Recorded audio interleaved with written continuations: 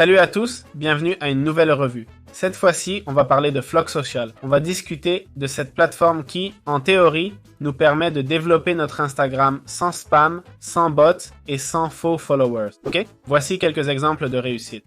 On va d'abord présenter un peu la plateforme. D'accord? Ça offre une croissance organique, des résultats réels. Ok?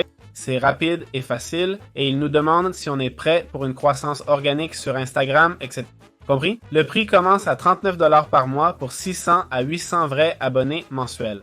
Bon, c'est vrai qu'à ce prix-là, ils peuvent être réels, non? Car c'est vraiment assez cher. Ils ne permettent pas une croissance trop rapide, sûrement à cause des limites d'Instagram. Donc bref, de ce point de vue, je comprends.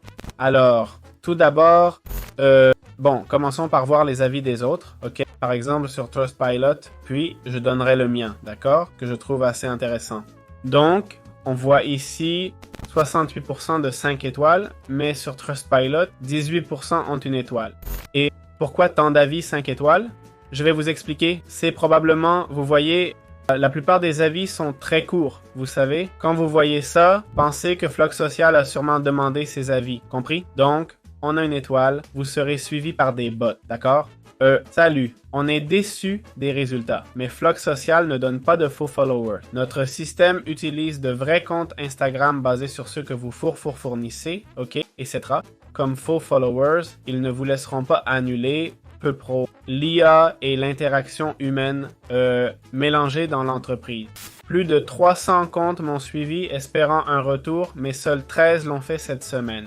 On dirait qu'il y a un truc de « je te suis, tu me suis ». Non, faux followers, rien. Ici, 15-25 comptes IG échantillon ajoutés. Au lieu d'une croissance naturelle, des comptes similaires vous suivront d'un coup. Arnaque. Non, on voit qu'il y a beaucoup de gens ici qui ne sont pas contents. D'accord? Je vais donc parler un peu des possibilités qu'offrent ces plateformes. Bon, supposons que ce ne sont pas des bots, mais de vraies personnes. Comment une entreprise peut-elle avoir 1000 followers avec 40 $?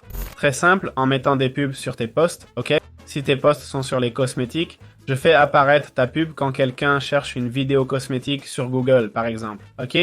Ou sur YouTube, ta pub apparaît et les gens cliquent, peut-être ils te suivront, ok? Donc, si on te donne une estimation de 600 à 800 abonnés, que tu vas gagner avec ces 40 $. Alors, ma question est, tu ne penses pas qu'il serait plus malin de mettre directement les pubs toi-même? Je sais qu'il faut gérer la campagne marketing, mais je trouve ça plus simple et bien plus rentable. D'autre part, ces plateformes ne sont peut-être pas des bots, ok? Supposons que ce ne sont pas des bots. Penses-tu qu'une personne qui te suit à cause d'une pub ou d'une recommandation est un abonné fidèle? Non, un vrai fan, c'est quelqu'un qui connaît ton contenu, l'a consommé et s'est dit « Ok, j'aime ça, je vais suivre cette personne pour voir ce qu'elle publie d'autre. » D'accord? Pas parce qu'une pub lui a dit de suivre, ok? Cet argent pour acheter des bots, j'espère que c'est pour attirer des sponsors vite fait. Si c'est un plan à long terme et que si vous n'améliorez pas votre contenu en fonction de vos abonnés, vous n'irez pas loin. Je veux que vous y réfléchissiez comme ça. Chaque fois que vous mettez 40 $ là-dedans, c'est 40 $ perdus. Désolé. Donc voilà.